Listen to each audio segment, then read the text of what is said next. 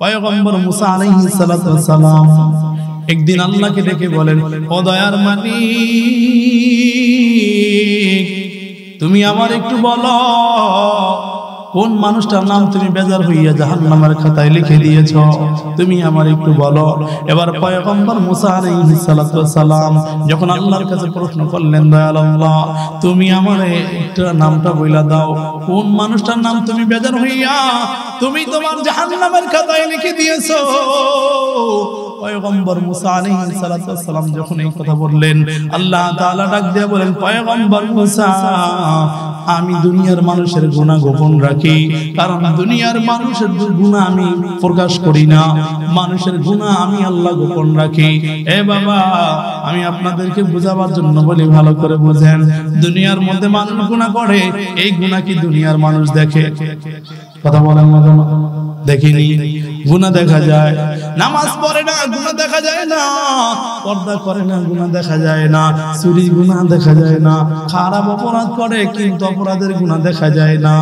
এবার দুনিয়ার মধ্যে পয়গম্বর মুসা আলাইহিস সালাতু ওয়াস সালামের জামানায় যদি কেউ অপরাধ করত, জিনা করলে সাথে সাথে চেহারাটা কালো হয়ে যাইত, অপরাধ করলে পাথরের বৃষ্টি শোনা যাইত, কিন্তু পয়গম্বর দোয়া করেছেন, আল্লাহ আমার উম্মতদেরকে অপরাধের কারণে দুনিয়ার মধ্যে তুমি লজ্জা দিবা না। আল্লাহ তাআলা এই উম্মতদেরকে সম্মান দিয়েছেন, তওবা করার সুযোগ দিয়েছেন। গুনাহ করার সাথে সাথে বান্দার চেহারা কালো হয় না, গুনাহ করার সাথে সাথে বান্দার আযাব ডাইরেক্ট আল্লাহর পক্ষ থেকে শুরু হয় না। কিন্তু পয়গম্বর মুসা আলাইহিস সালাতু ওয়াস সালাম আল্লাহকে ডাক দিয়া বলেন, রে মালিক, তুমি কোন মানুষটার নাম বেজার হইয়া জাহান্নামের খাতায় লিখে দিয়েছো, ওই মানুষটার নাম আমার কাছে তুমি একটু জানায় দাও। আল্লাহ ডাক দিয়ে বলেন, পয়গম্বর মুসা, আমি সবার নাম বলতে পারবো না, আমি নাম বলবো না, কারণ গুনাহগারদের গুনাহ আমি আল্লাহ গোপন রাখি, তোমার কাছে ফাঁস করা যাবে না। তবে হ্যাঁ, একজন ব্যক্তির নাম আমি আল্লাহ গোপন করে দিয়েছি, আমি আল্লাহ বেজার হইয়া তার নামটা জাহান্নামের খাতায় লিখে দিয়েছি, ওই নামটা, ওই ব্যক্তির নাম আমি তোমার কাছে বলবো না। পয়গম্বর মুসা বারবার আল্লাহর কাছে রিকোয়েস্ট করতেছে, আল্লাহ একটু বলেন কোন মানুষটার নাম আপনি বেজার হইয়া জাহান্নামের খাতায় লিখে দিয়েছেন। এবার আল্লাহ তাআলা পয়গম্বর মুসা আলাইহিস সালাতু ওয়াস সালামকে ডাক দিয়ে বলেন, আগামী কালকে অমুক রাস্তার মধ্যে তুমি দাঁড়াইবা, ওখানে দাঁড়াবার পর তাকায় দেখবা সকালবেলা একটা লোক তোমার সামনে আসবে, ওই ব্যক্তির নাম আমি আল্লাহ বেজার হইয়া জাহান্নামের খাতায় লিখে দিয়েছি। পয়গম্বর মুসা আলাইহিস সালাতু ওয়াস সালাম আল্লাহর দেখানো পথ অনুসারে সকালবেলা রাস্তার সামনে দাঁড়ায় গেলেন, তাকায় দেখে একজন ব্যক্তি বেজার চেহারা নিয়া পয়গম্বর মুসা আলাইহিস সালাতু ওয়াস সালামের সামনে দাঁড়িয়ে আছে। মুসা নবী তার দিকে তাকাইয়া চোখের পানি ফালাইয়া কান্না করে। ওই লোকটা কিছুই বুঝে না, ওই লোকটা তো জানে না আল্লাহ কেন তাকে মুসা আলাইহিস সালাতু ওয়াস সালামের সামনে নিয়ে এসেছেন। এবার মুসা আলাইহিস সালাতু ওয়াস সালাম কিছুক্ষণ ওখানে দাঁড়াই থেকে এবার চলে গেল। এবার আল্লাহর কাছে ডাক দিয়া বলেন, ও দয়ার মালিক, কোন মানুষটার নাম তুমি খুশি হইয়া তুমি জান্নাতের খাতায় লিখে দিয়েছো, জাহান্নামী ব্যক্তিরে তুমি আমারে দেখাইলা, এবার তুমি জান্নাতি ব্যক্তিরে আমাকে একটু দেখায়া দাও। আল্লাহ ডাক দিয়া কয়, পয়গম্বর মুসা, গতকালকে তুমি যেখানে দাঁড়িয়েছো আজকে তুমি সেখানে আবার গিয়ে দাঁড়াও। এবার পয়গম্বর মুসা আলাইহিস সালাতু ওয়াস সালাম আবার সেখানে গিয়ে দাঁড়াইলেন। দাঁড়াবার পর তাকাইয়া দেখে গতকালকে যেই লোকটাকে আল্লাহ তাআলা জাহান্নামী বানাইয়া তার সামনে দাঁড় করিয়ে দিয়েছেন, আজকে আল্লাহ তাআলা তার নামটা জান্নাতের খাতায় লেখাইয়া জান্নাতি বানাইয়া পয়গম্বর মুসা নবীর সামনে দাঁড় করায় দিয়েছেন। জোরে কোন সুবহানাল্লাহ। মুসা আলাইহিস সালাতু ওয়াস সালাম আল্লাহকে ডেকে বলেন, রে মালিক, এই ব্যক্তিটা কে? গতকালকে তো তিনি যাকে তুমি জাহান্নামী বানাইয়া দেখিয়েছো, আজকে তো তুমি তার জান্নাতি বানাইয়া দেখায় দিলা, কিছুই তো বুঝলাম না। এবার পয়গম্বর মুসা আলাইহিস সালাতু ওয়াস সালাম যখন নাকি এই কথা আল্লাহকে প্রশ্ন করেন, ও দয়ার আল্লাহ, কেন তুমি তাকে জাহান্নামী থেকে আবার জান্নাতি বানাইলা, কিভাবে বানিয়েছো? এবার আল্লাহ তাআলা পয়গম্বর মুসা আলাইহিস সালাতু ওয়াস সালামকে ডাক দিয়ে বলেন, ও পয়গম্বর মুসা, ভালো করে শুনে নাও, গতকালকে যখন তোমার সামনে থেকে চলে গিয়েছে, এই লোকটা যখন হাইটা হাইটা রাস্তা দিয়ে যাইতেছিল, তার কোলে একটা 2-3 বছরের একটা বাচ্চা, এই বাচ্চাটা তার কোলের মধ্যে ছিল 5 বছরের একটা বাচ্চা। এই বাচ্চাটা এই বাবাকে ডাক দিয়ে কয়, রে বাবা, এই যে মুসা নবী তোমার সামনে দাঁড়াইয়া চোখের পানি ফেলে কেন কান্না করলো? নবীরা তো এমনি এমনি কান্না করে না, মনে হয় তোমার জীবনের অপরাধ সব পয়গম্বর মুসা নবী জেনে ফেলেছে। ও বাবা, এবার তুমি কি করবা? তওবা করবা কি করবা না? এবার বাবা অবনত মস্তকে সন্তানের সামনে সন্তান রে কোলে নিয়ে আসে, কিন্তু সন্তানের সামনে বাবা কিছুই বলে না। সন্তান সামনে দিয়ে হাইটা যায়, কিছু দূর হাইটা যাওয়ার পর বাবারে ডাক দিয়ে কয়, রে বাবা, এই যে তাকাইয়া দেখেন আপনার সামনে বিশাল বড় একটা বাগান আছে, আপনি একটু বলেন এই বাগানের থেকে কি আপনার জীবনের গুনাহ বড়? এবার বাবা ডাক দিয়ে কয়, রে সন্তান, আমার জীবনের গুনাহ এই বাগান থেকে অনেক অনেক বড়। এবার সন্তান আবার কিছু দূর সামনের দিকে আগালেন। এই বাবা সামনের দিকে আগাবার পর বাবারে ডাক দিয়ে কয়, রে বাবা, এই যে তাকায় দেখেন বিশাল বড় একটা পাহাড় দেখা যায়, আপনি একটু বলেন আপনার জীবনের গুনাহ কি এই পাহাড় থেকে বড়? এবার বাবা ডাক দিয়ে কয়, হ্যাঁ, আমার জীবনের গুনাহ এই পাহাড় থেকেও অনেক বড়, আমার জীবনের গুনাহ পাহাড় থেকে অনেক বড়। এবার কিছু দূর আবার সামনের দিকে আগালেন। আগানোর পর সন্তান প্রশ্ন করে, কয়, রে বাবা, তোমার জীবনের গুনাহ কি প্রথম আসমান থেকে বড়? সন্তান ডাক দিয়ে কয়, রে বাবা, আমার জীবনের গুনাহ প্রথম আসমান থেকেও অনেক বড়। কয়, বাবা, দ্বিতীয় আসমান থেকে কি বড়? কয়, হ্যাঁ, দ্বিতীয় আসমান থেকে অনেক বড়। কয়, তৃতীয় আসমান থেকে কি বড়? কয়, হ্যাঁ, তৃতীয় আসমান থেকে অনেক বড়। কয়, চতুর্থ আসমান থেকে কি বড়? কয়, হ্যাঁ, চতুর্থ আসমান থেকেও বড়। আমার জীবনের গুনাহ 7 আসমান জমিন থেকে অনেক বড়।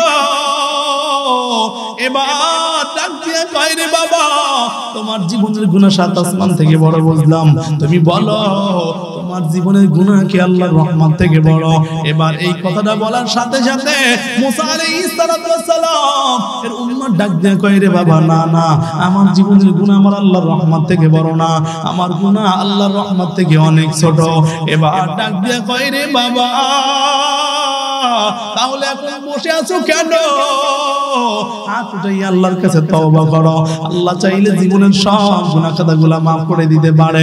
এবার এই লোকটা হাত উঠাইয়া আকাশের দিকে হাত উঠাইয়া আল্লাহকে ডাক দিয়া কয়, রে মালিক, আমার জীবনের গুনাহ তোমার আসমান থেকে বড়, কিন্তু তোমার রহমত থেকে আমার জীবনের গুনাহ বড় না। এবার ছোট্ট বাচ্চা নিজের হাত বাবার হাতের মধ্যে নিয়ে বাবা আকাশের দিকে হাত উঠাইয়া আল্লাহকে ডাক দিয়া কয়, রে মালিক, আমার বাবার জীবনের সব গুনাহ খাতাগুলো maaf করে দাও, আমার বাবার জীবনের সব গুনাহ খাতাগুলো maaf করে দাও। এবার এই বাচ্চা যখন চোখের পানি ফেলে কান্না করে, বাবাও যখন কান্না করে, আল্লাহ ডাক দিয়া কয়, পয়গম্বর মুসা, ভালো করে শুনে নাও, আল্লাহর কুদরতি অন্তর ঠান্ডা হয়ে গেছে, আমি আল্লাহ সহ্য করতে পারি নাই, আমি আল্লাহ দেরি করি নাই, মুহূর্তের মধ্যে ওর নামটা জাহান্নামের দরজা থেকে কাইটা জান্নাতি বানাইয়া দিছি।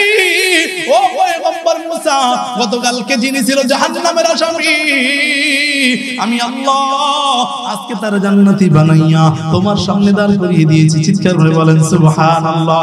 আল্লাহ দিল দে জু তেরে इश्क के गर हो, ताए मेरा हो मत की तेरे उस पे नजर हो, माँ दर्द जहाँ गैर खुदा यार नादारे, माँ दर्द जहाँ गैर खुदा यार नादारे, जुज याद खुदा ही चढ़कर कार नादारे, मायूस ना हो अहले जमी अपनी खता से, मायूस ना हो अहले जमी अपनी खता से, तकदीर बदल जाती है बंदा की दुआ से। बंदा যখন আল্লাহর কাছে দোয়া করে, আল্লাহ তাআলার পয়গম্বরের মাধ্যমে জানায় দেয়, বান্দা যখন 2 ফোঁটা চোখের পানি ফালাইয়া হাত আসমানের দিকে উঠাইয়া বান্দা যখন কান্না করে, বান্দার চোখের পানি না কান্না আসার আগে আল্লাহ জীবনের সব গুনাহ খাতাগুলো মাফ করে দেয়। বান্দা আমি আপনাদেরকে বুঝাবার জন্য বলি, আমি মুসলমান। আল্লাহ বলেন কুল ইয়া ইবাদিয়াল্লাযীনা আসরাফু আলা আনফুসিহিম, হে আমার বান্দা লা তাকনাতু মির রাহমাতিল্লাহ, আমার রহমত থেকে নিরাশ হয়ে যাস না। ইন্নাল্লাহা ইয়াগফিরু যুনুবা জামিআ, তুই বান্দা তওবা কর, আমি আল্লাহ জীবনের সব গুনাহ খাতাগুলো মাফ করে দিব। জোরে কোন সুবহানাল্লাহ। এ বাবা, গুনার দ্বারা, গুনাহ তওবা করার দ্বারা বান্দার শক্ত গুনাহ মাফ হয়ে যায়। মুফাসসিরিনে কিরাম বলেন একটা গুনাহ যদি বান্দা 70 বার করে, একই গুনাহ দৈনিক 70 বারও যদি করে, 70 বার হইলেও তওবা করো। এ বাবা, তওবা করব কার কাছে? মুহাব্বতে বলেন কার কাছে? জোরে বলেন আল্লাহু আকবার। আল্লাহ আমাদেরকে বানিয়েছেন মুসলমান বুঝাবার জন্য বলি, ভালো করে শুনে নেন। যারা মানুষ দুনিয়ার মধ্যে তারা গুনাহ করবেই, কারণ ফেরেশতারা দুনিয়ার মধ্যে গুনাহ করে না, ফেরেশতাদের মধ্যে গুনাহ করার শক্তি নাই।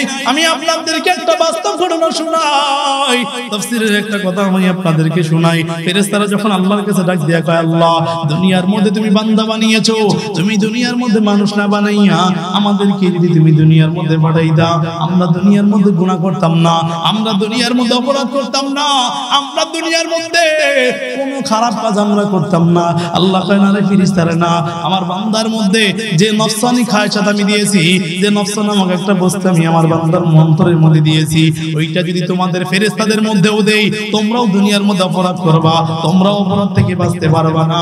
এবার ফেরেশতাদের মধ্যে কয়, আল্লাহ তাহলে আমাদেরকে একটু দিয়ে দেখেন।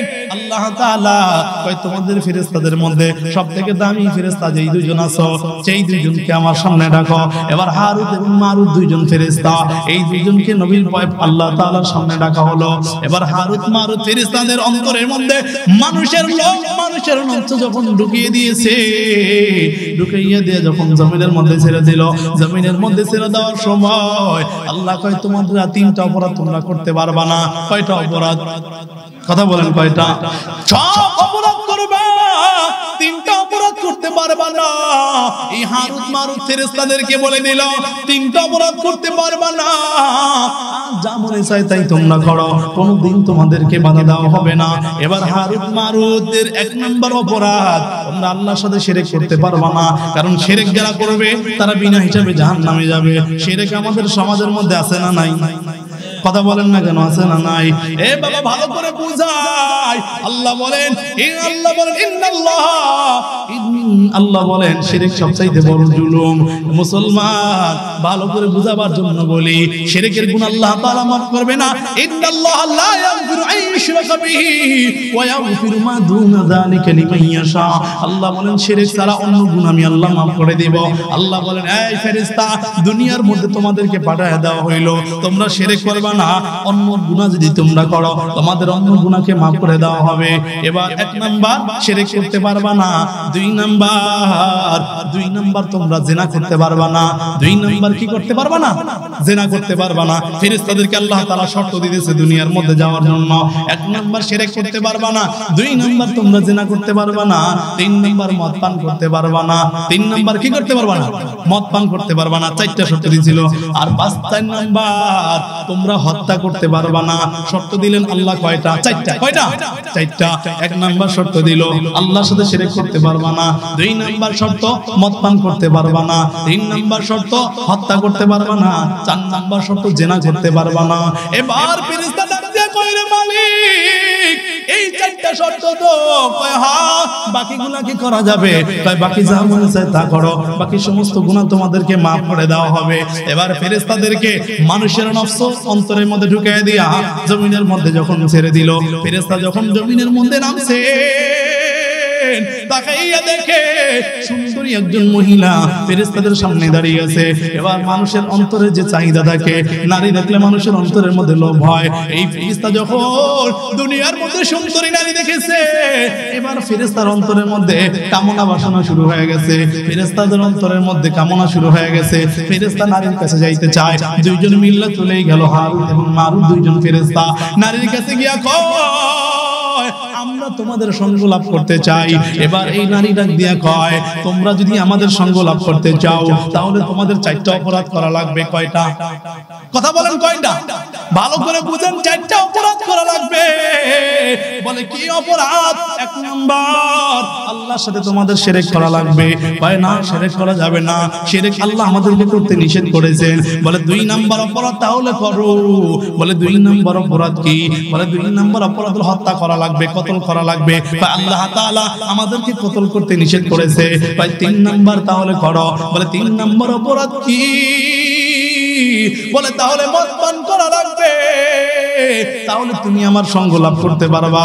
এবার অন্য ওই ফেরেশতা ডাক দিয়ে কয়, এ বেটা, শিরক করা তো বড় কবিরা গুনাহ, এই শিরকটা আমরা করব না। এই হত্যা করা কবিরা গুনাহ, একজন নিরপরাধ মানুষকে হত্যা করা যায় না। এই মদ পান করা একটু ছোট গুনাহ আছে, তাহলে আমরা মদ পান করে নেই। এবার হারুত, এই মারুত ফেরেশতা 1 নাম্বার শিরক করে নাই, 2 নাম্বার হত্যা করে নাই, কিন্তু 3 নাম্বার মদ পান করা ছোট গুনাহ মনে কইরা 3 নাম্বার মদ খাইছে।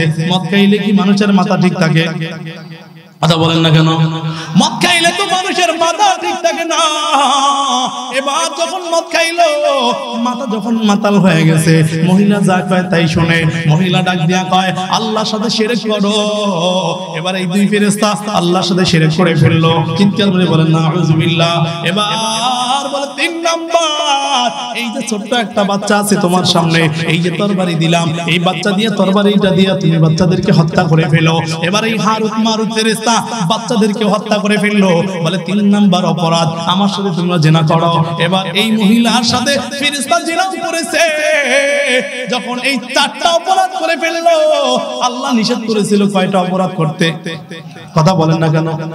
4টাই করছেনি, বাদ রাখছে একটাও বাদ রাখছে, একটাও বাদ রাখে নাই। মদ হারাম কেন? যদি মদ পান না করতো, প্রথম এক অপরাধ করা লাগতো না, দ্বিতীয় অপরাধ করা লাগতো না, তৃতীয় অপরাধ করা লাগতো না। এই জন্যই তো মদ পান করা হারাম। আমাদের সমাজে মদ পান আছে না নাই? এই জন্য মদ পান করা হারাম। কারণ যিনি মদ পান করে, তিনি মাও চেনে না, তিনি বোনও চেনে না, তিনি খালাও চেনে না, তিনি হারাম বুঝে না, হালাল বুঝে না। এই জন্যই তো মদ পান করা হারাম। এবার ফেরেশতা যখন অপরাধ করে ফেললো, আল্লাহকে ডাক দিয়ে, আল্লাহ ডাক দিয়ে কয়, ও ফেরেশতা, তোমাদের মধ্যে সবথেকে দামি 2 জন নির্বাচন করে আমারে দিলাম, আর সেই 2 জন অপরাধ করে ফেললো। আমি আল্লাহ মানুষদের মধ্যে এরকম নফস দিয়ে তৈরি করেছি, যারা জীবনে একটা কবিরা গুনাহ তো দূরের কথা, সগীরা গুনাহও করে না। এরকম মানুষ সমাজের মধ্যে আছে না নাই? এ কথা বলেন দেখানো আছে না নাই?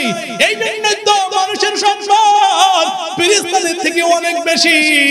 আল্লাহর পয়গম্বর ডাক দিয়ে কয়, দুনিয়ার মধ্যে এমন মানুষ আছে যাদের কদম বসি ফেরেশতারা পড়ে। আমি আপনাদেরকে একজন সাহাবীর মর্যাদা বুঝাই। হযরত আবু বকর সিদ্দিক রাদিয়াল্লাহু তাআলা আনহু, এর ব্যাপারে হযরত জিবরাইল আলাইহিস সালাতু ওয়াস সালাম একদিন মায়ার নবীর কাছে জানতে চেয়েছিল, ও পয়গম্বর, আবু বকরের সম্মান কত? কয় জিবরাইল তোমার থেকেও বেশি। চিৎকার করে বলেন সুবহানাল্লাহ।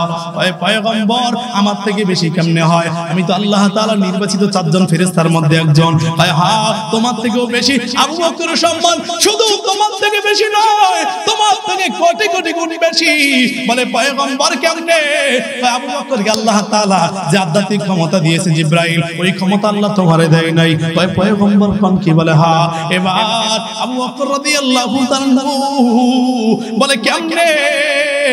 সকালবেলা তুমি আবু বকরের সামনে যাইবা, আবু বকরের সামনে গিয়ে তাকায়া দেখবা, এবার মসজিদ নববীতে জিবরাইল আমিন মানুষের ভেড় ধরে, জিবরাইল আমিন পয়গম্বরের সাহাবী আবু বকরের সামনে যায়, কয় ও আবু বকর, আমি আপনার কাছে একটা জিনিস জানতে চাই। বলে কি জিনিস? জিবরাইল রে তো খুঁজে পাই না, জিবরাইল রে তো কোনো জায়গায় খুঁজে পাইতেছি না।